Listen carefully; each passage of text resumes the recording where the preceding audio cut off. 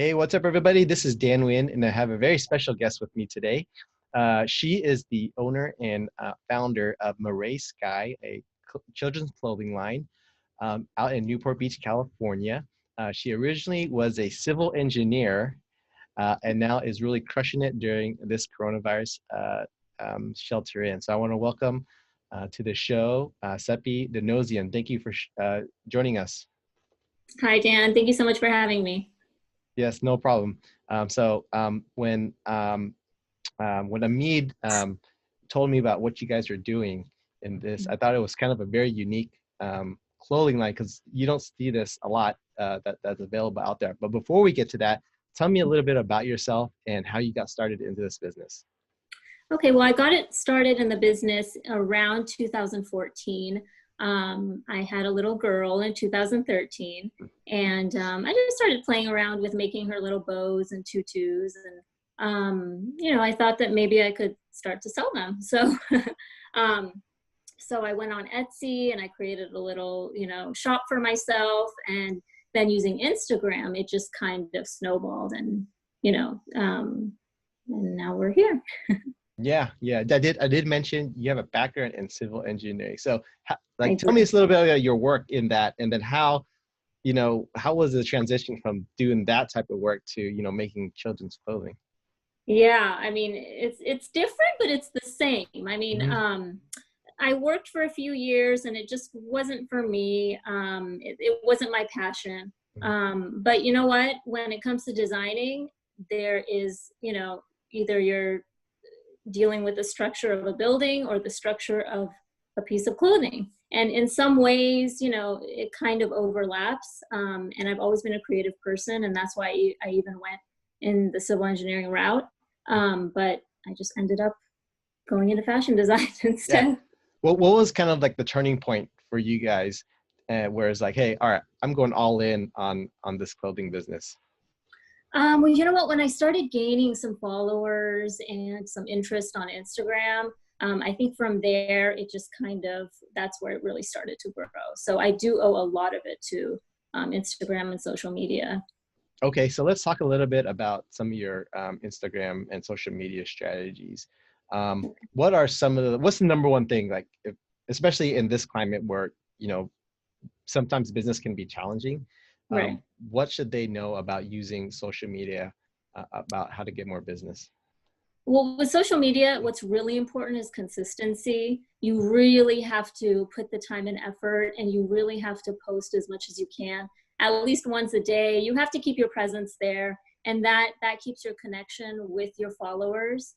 If they know you're there and you're active, that really helps a lot. And then believing in your business and knowing that, you're still there, especially right now. People want to make sure that small businesses are still active. And social media is the way to really show that to them. Yeah, and one of the things that I've been trying to do is post on social media every day. One of the Yes. challenges that I have is like just coming up with content, right? Because yes. some days you're like super dry and like I can't play. So maybe if you can share some of the things that you guys do to kind of how do you come up with content, and then guys, how far ahead do you guys plan for this? Okay, so basically with us, we do work with a lot of influencers. So sometimes they come up with content for us. So that's really, it's really important to have some connections and people that you collaborate with, other businesses that complement your business so that you're not competing, but you help each other out. So that's important. And then as far as planning it out, you know what, I do cute little things like on Tuesdays is Tutu Tuesday. Or we'll do, giveaways on some days. Just try to make like a consistent plan for the week for your Instagram. And then that will help you come up with content that kind of, relates to that. So one of the things that has helped me is kind of having a virtual notepad. So if I come up with something or see something, like, oh, I got to write that. Do you have something like that Right. as well? Like a running thing where it says, oh, will be a good idea for a post. Make sure I write it down so I don't forget. Yes, exactly. Yeah, the notes section on my iPhone, I'm constantly copy pasting and putting things in there. And then I always go back to that and reference it. So you did mention using and working with influence earlier. there are a lot of influencers out there. If someone Yes. is looking to collaborate with someone like that, what should they be looking for so they don't get, burned or ripped off, using one of them? Oh, you know what? It's hit or miss sometimes. You cannot go by the number of followers they have. Mm-hmm. Sometimes someone with 1 million followers will not, you know, give you back any feedback. And sometimes a micro influencer, as you know, those are more popular these days. That someone like that will give you a lot of followers. So you know what? I don't know if I know exact well, you know what? I follow people for a while before I contact them, and I really look through and see how much engagement they have. Some people, they might buy followers, they might, so you can't always trust their profiles. But yeah, if you follow them for a while in detail, look at their comments, see who they're interacting with, see how much interaction they have, then you should be, okay to approach them and get some feedback. And then are most of the relationships like on a just pay one time and they'll do something, or is it like a royalty, or sometimes in between? Well, you know what? I have never paid an influencer that I've worked with. Oh, okay. I Oh, wow. yeah, and you know what? I don't know. I've been lucky that I haven't had to pay a single penny into an influencer. It's just the right people that I've worked with and the collaborations we've done. They've just needed something, and then we were able to provide something. And yeah, I've reached celebrities that way and major influencers. So Okay, you don't that's necessarily have to pay an influencer. That's good okay. to know. Yeah, that's really good to know, because I think for the most part, so a lot of my clients are marketers of their Mhm. particular products, and Mhm.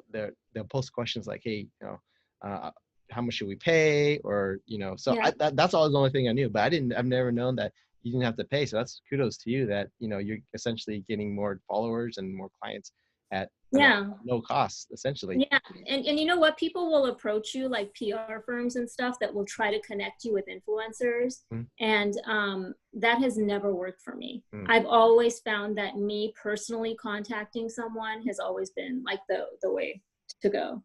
So be careful with that too. There are people out there that will take your money and promise to connect you with influencers, and mhm. they won't be able to. Yeah. So what would you say is the number two thing that people should know about using social media to market? Let's see.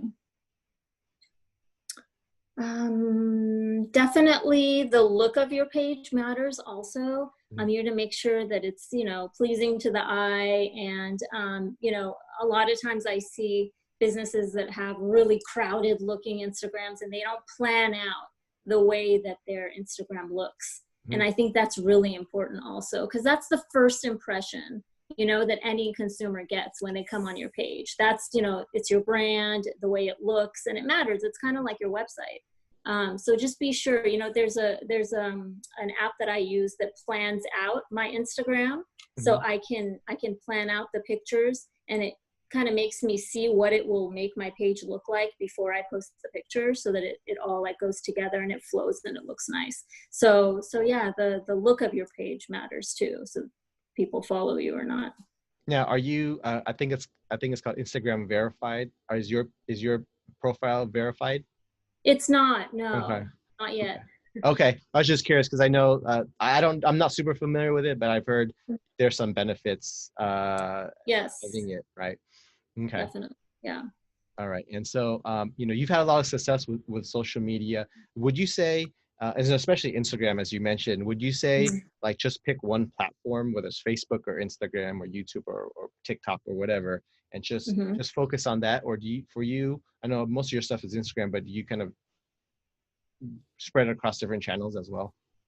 I do. Okay. For me, I do Facebook as well, and Mm, also Pinterest. Pinterest is mm, also really good, depending on the type of business you have. okay. But yeah, Pinterest is also good. So yeah, it's good to spread. It depends on what kind of business you Hmm. have, the Hmm. platform that works best for you. So for me, and like clothing, influencers, those Pinterest, Instagram, TikTok is even good now these days. Yeah, I think and a lot of people are using TikTok. I Yeah. don't know how, I don't use it, but I'm familiar with the platform, and these 30-second or 10 however long the videos Yeah. are. are getting more popular now. Yeah. For you really using social media, Instagram to dominate your sales. How do you track, or how do you calculate, like, maybe this posting was good, we should do kind of more of this stuff, or this one didn't turn out well, and we'll just like, we'll that'll be on the lowest priority. Yeah, well, we definitely look at our analytics. Like every day, I'm looking at my analytics on my Instagram as well as my Shopify, because our platform on our online store is Shopify. Hmm. So that also tells me the hits that I get from where. Hmm. And 90% of my hits are from Instagram. Hmm. Um, and so that kind of tells me that that's the big one for Yeah. us. So yeah, analytics are key. You got to look at those every single day and see, yeah, which posts are getting more views, more hits, which one they're saving more, which ones they're sharing more. So those are all really important. Okay. And then do you guys make offers on your pages, or do they just kind of see your posts and go directly to your website? And so how are you capturing, those people visiting your Instagram, then send them directly to your page to make a purchase? Well, the ads that we run, Okay. those send you directly to our website. And our website and everything is on our bio, and yeah, that's usually Okay. yeah. And so, what would you say is the third thing maybe people should know about using social media to market these days? Another thing would be dedication. It's a little different than consistency. Dedication is just to keep your focus. For example, if you're going to be an influencer,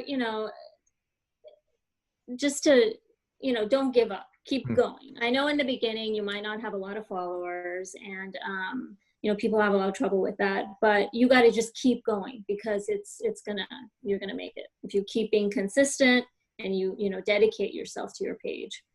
Yeah, I remember I started a YouTube channel a while back, Mm-hmm. and when I first started, obviously no watchers and very Yeah. very little views. And so recently I crossed 100 subscribers, and Nice. so that took me a year, and even that Yeah. first couple of months it was brutal, and days of like, hey, is this even worth it? Uh, you know, to do. So I totally understand the dedication and the consistency, because those Mm-hmm. are probably the two most important things. What would you say to people, like, now you've done it for a while, and your pictures are beautifully done, but when you're first getting started and you're working on a budget, like, what would you say to people? Hey, my pictures don't look as pretty as this person's been doing it for 3, 4, 5 years. What would you say to those people? I mean, you can do it. I mean, most of my pictures are with my iPhone. And not only that, it's good to put some inspirational photos. So Mhm. um, every few days, do some inspiration, something that relates to your business, that maybe is a nice photo that you found on Pinterest or something like that. And that can also, help your page look nice. But you know what? I used my iPhone for like the longest time. And you don't have to put too much money into it. That's what's important to know, I think. Yeah. So I know your company is kind of a family affair. Can you tell us a little bit, if you're willing to share, about how you get your kids involved in, as part of the business? Yeah, I mean, my kids are my models. All the clothes I make, they wear it first and they give me their opinions, and they love to model, which is great. Hmm. That helps a lot. Um, and sometimes I get their friends involved, and it just kind of works out. So yeah, so they are really like my muses.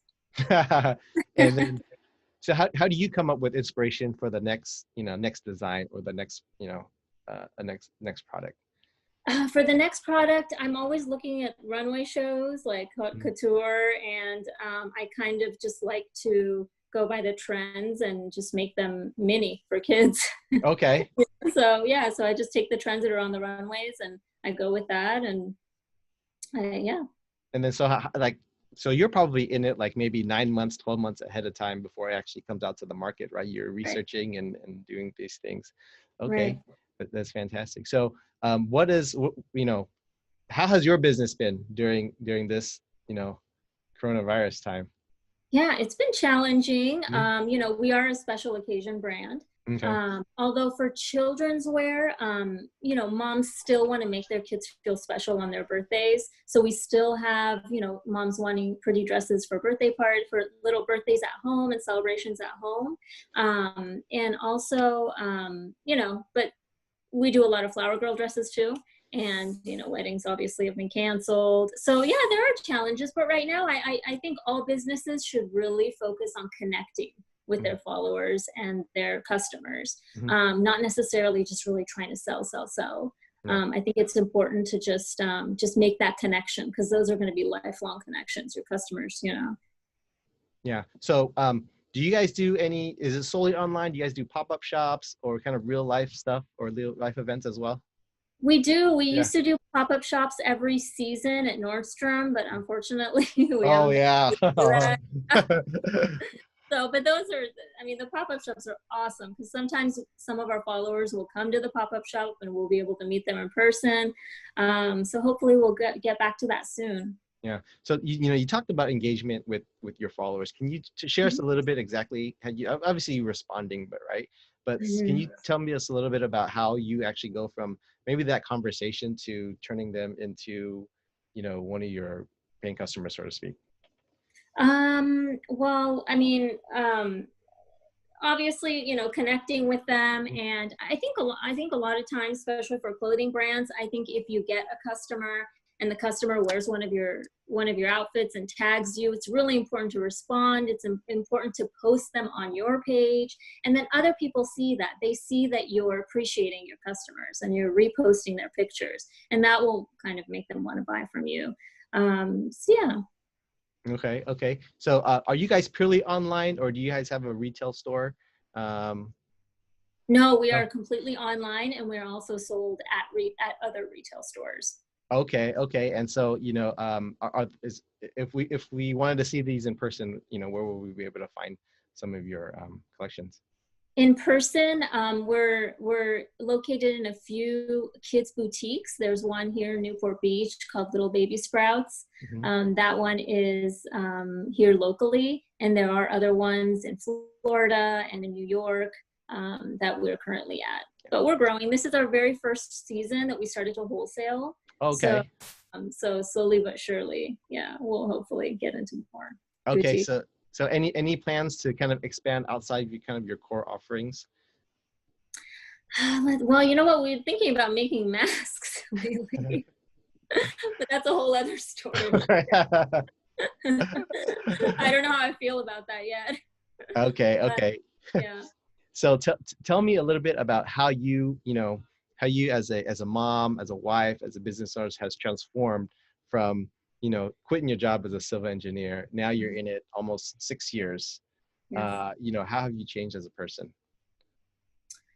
Well, I just love what I do. I wake up every morning excited to like go connect with my customers and come up with new content and come up with new designs. It's just really something that excites me. Like it's truly my passion. And I think that's what, you know, that brings happiness when you're doing what you're passionate about. It brings me happiness, and then my girls see that I'm doing something that I'm passionate about. And I think that's important. So yeah. Cool.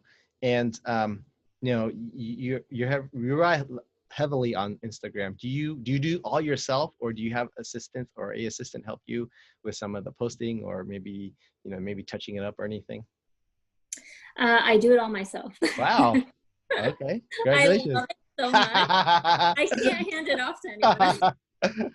I really have a passion for uh, my Instagram, so I do it all myself. Yeah, I really love to have that connection myself with my customers, and that one-on-one connection. So far, it's just me. Yeah.